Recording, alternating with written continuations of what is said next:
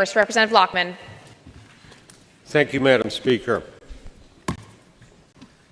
Madam Speaker, ladies and gentlemen of the House, I rise in opposition to the pending motion. I want to give members a heads up that my remarks will be lengthy, probably longer than 10 minutes.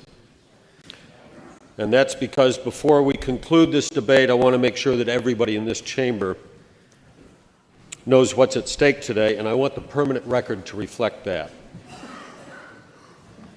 Madam Speaker, LD 366 is a bipartisan, common-sense proposal that will tear down the walls that prevent Maine police officers from sharing information with federal immigration officers.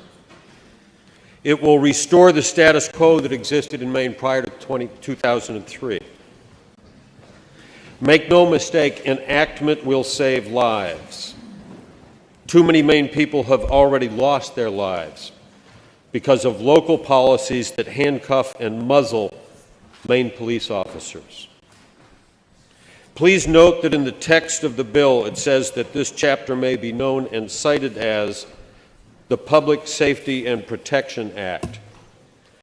And that's exactly what enactment of LD 366 will accomplish.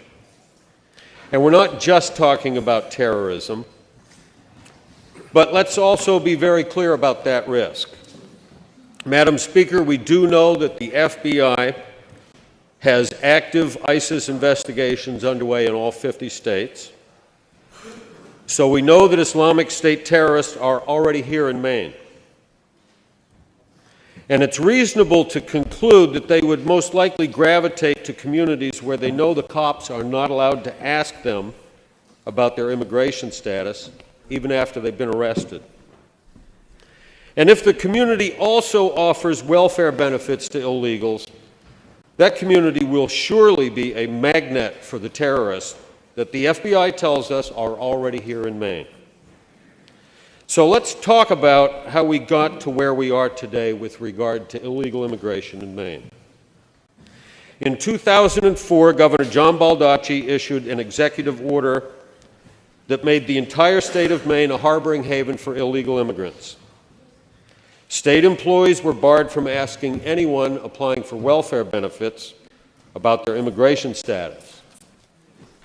In effect, we told the world that although we are a poor state, we have very generous welfare benefits. And we don't care if you're an illegal immigrant. Come to Maine and sign up. Madam Speaker, the incumbent chief executive rescinded that order on his first day in office, putting an end to Maine's open borders policy. And for that, the people of Maine owe him a debt of gratitude. The chief executive turned off one of the magnets that was drawing illegals to Maine. But there was no way to undo the damage of Baldacci's executive order. The doors had been wide open for the better part of a decade. Today, it is estimated that about 5,000 illegal aliens currently live in Maine at an annual cost to Maine taxpayers of about $40 million. Rescinding Baldacci's executive order did not undo Portland's city ordinance, which forbids police and city employees from inquiring into anyone's immigration status. It also prohibits the sharing or exchanging of information with federal immigration officers. That ordinance was enacted in 2003. And city leaders boasted at the time that they were following the lead of San Francisco, Los Angeles, New York City, Miami, and Denver. Portland city councilors admitted at the time that they had not received any complaints that police or other city workers had ever asked anyone about their immigration status. Talk about a solution in search of a problem. For me, it's hard to understand why politicians in Portland would want to handcuff and muzzle their own police department, especially just 2 years after the 9/11 terrorist attacks. Portland is the only municipality in the state that I know of with a harboring haven ordinance, although it's possible that other municipalities do have informal, unwritten policies in place. Madam Speaker, these policies and practices have life and death consequences, and we're not just talking about potential terrorist attacks. 49-year-old Freddie Okoa of Portland was beaten to death in his Cumberland Avenue apartment on the evening of August 9, 2015. Court documents reveal that the three assailants beat and kicked him for hours and bashed Okoa in the head with furniture. Okoa had 22 rib fractures from the savage attack, cuts and bruises all over his head and torso, and a lacerated liver when his assailants left him on the living room floor of his apartment. Police found a blood-splattered Bible on the floor next to his head. His body was not discovered until 2 days later, after his mother contacted building management to let them know she was not able to reach her son. On August 13th, 4 days after the savage murder, three Portland residents aged 23, 31, and 36 were arrested and charged with murder. With bail set at $500,000 for each man, they were jailed awaiting trial or a plea. After the initial news reports of the court appearance and the details of the crime, a media blackout began. It would be 10 months before one of the defendants pleaded guilty to manslaughter, and during that time, Maine's fake news media outlets didn't have a single report about the personal backgrounds of the killers. To this day, nearly 2 years later, we have learned nothing about the killers except their names, how old they are, and the fact that each had prior criminal convictions. Think about that for a minute. We all know how the media generally handles cases like these. Reporters contact family members of the defendants, they talk to neighbors, co-workers, classmates, or whoever else they can find to shed some light on just who the accused killers are. You know, who is this guy, what makes him tick, those kinds of questions. None of that happened in the case of Freddie Okoa's murderers. And frankly, I'm stunned at the utter lack of journalistic and professional curiosity that's been on display in this case. Would anyone be shocked to learn that none of the killers is a U.S. citizen? I still don't know exactly what their immigration status is, and neither does the Assistant Attorney General who prosecuted the case. Imagine that. To this day, the prosecutor doesn't know their legal status. He doesn't know if they're refugees or asylees or dreamers or here on student visas, and he doesn't seem to be in any hurry to find out. Here's another fact I discovered without too much digging. The 31-year-old killer had 33 prior criminal convictions. In fact, the three killers had 68 arrests between them prior to the murder of Freddie Okoa. I have on my desk the in a file folder the 82 pages of criminal history. And I was thinking about reading all of that into the record. But I won't. I'll give you some highlights from one of the killers. His criminal history began in 2005. Class D assault. 2006, probation violation. 2007, violating conditions of release. 2009, criminal threatening. 2009, criminal trespass. 2010, criminal trespass. 2010, theft by unauthorized taking. 2011, domestic violence assault. Disorderly conduct. Again in 2011, violating condition of release. 2011 again, violating conditions of release. 2012, assault, disorderly conduct. 2013, assault, disorderly conduct. 2013, drinking in public. 2013, drinking in public again. 2 years later, murder. Here's the bottom line for me. These guys should have been deported long before they had a chance to beat Freddie Okoa to death. If you're not a United States citizen, you're here as our guest, and you'd better be on your best behavior. These guys should have been deported after their first brush with the law.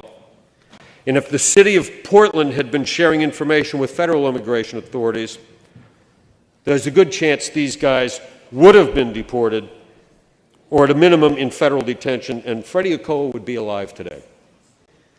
Madam Speaker, the Okoa murder is not an isolated case.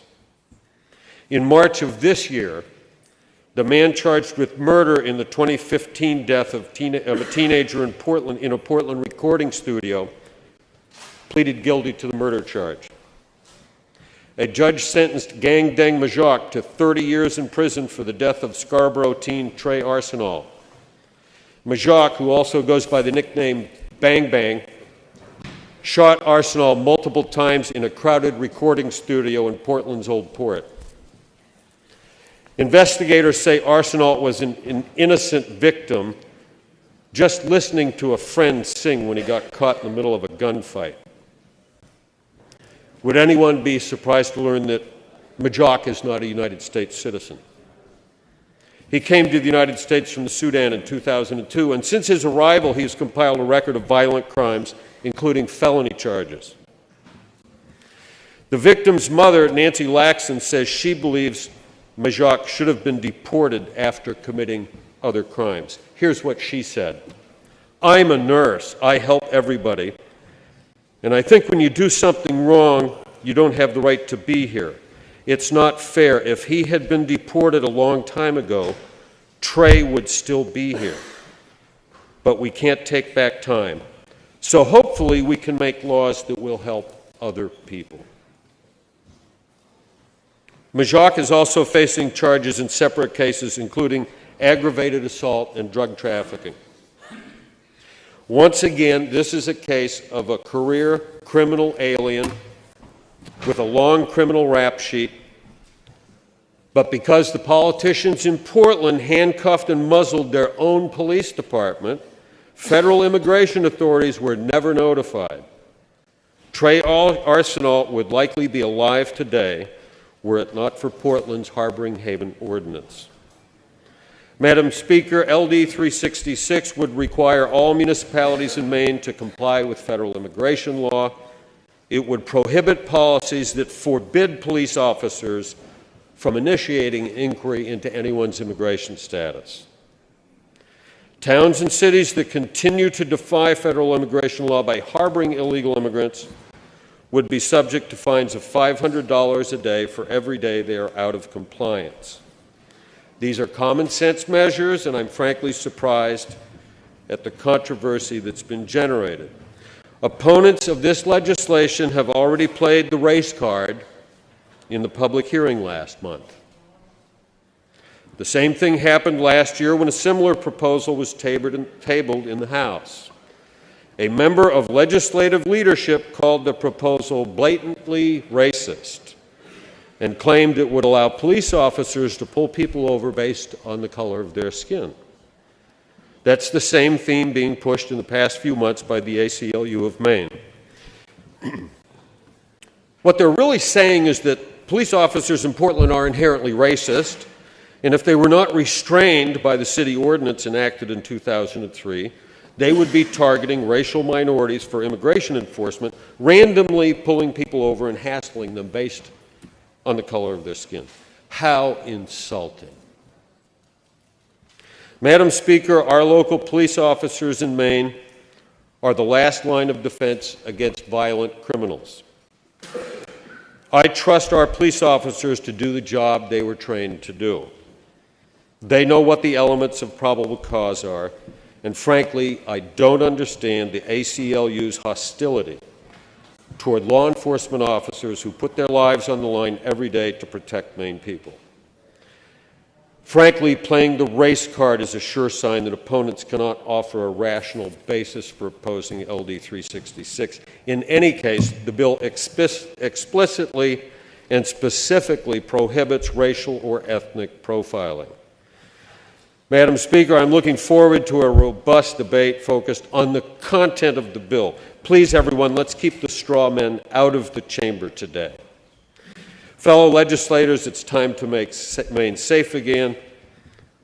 I urge a no vote on the pending motion, and I do want to refer briefly to a handout that just landed on our desk a little while ago.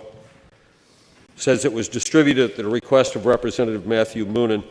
It contains false statements about LD 366, specifically the statement that towns and cities would be exposed to lawsuits from private citizens. Not true.